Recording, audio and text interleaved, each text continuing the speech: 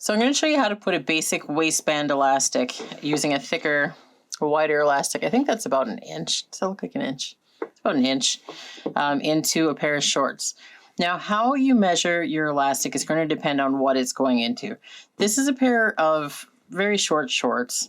They're going to ride low on the waist or hips, so you're not going to actually make this elastic any shorter than the actual fabric itself.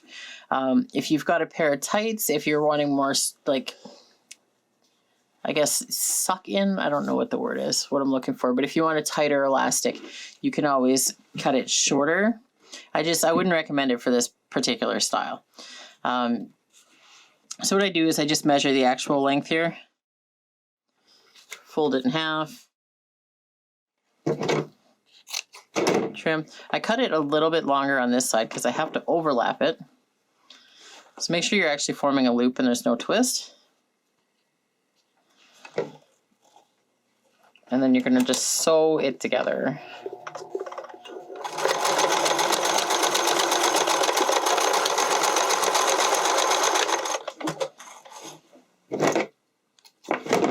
So you've got a continuous loop. What I like to do at this point is find the center front.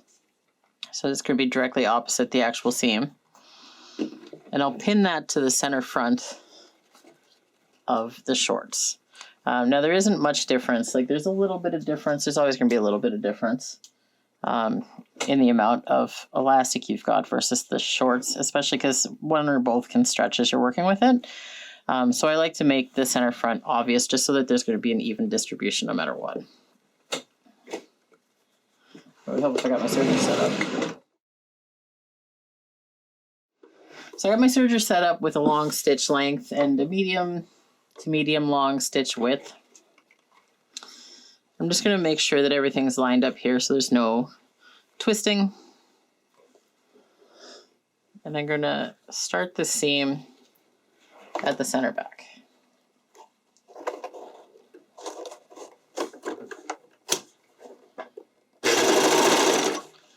So what I'm going to do is line everything up and then stretch everything together. So we do want to stretch everything, we just don't want to stretch elastic longer than the fabric.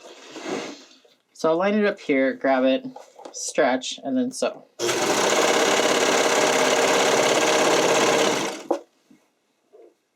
Anytime you readjust, you want to stop your machine before you move, and just go again.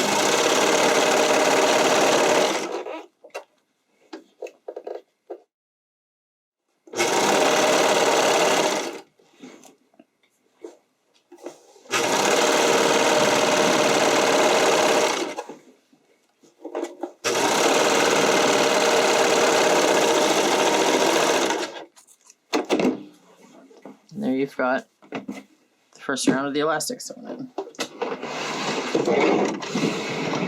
Now we're going to flip it and top stitch it. I've got this set up with a wide zigzag.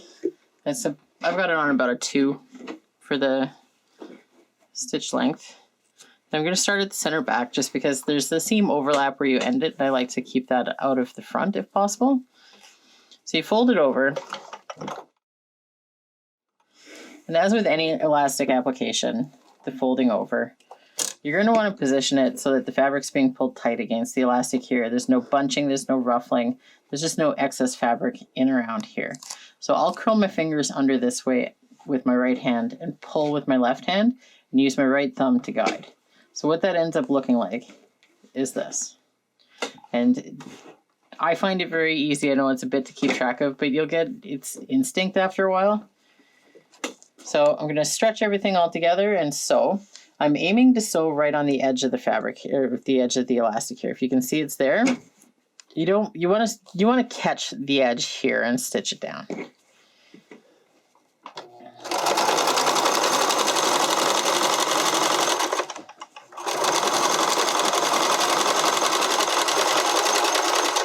And just as you go, keep ensuring that everything's pulled tight.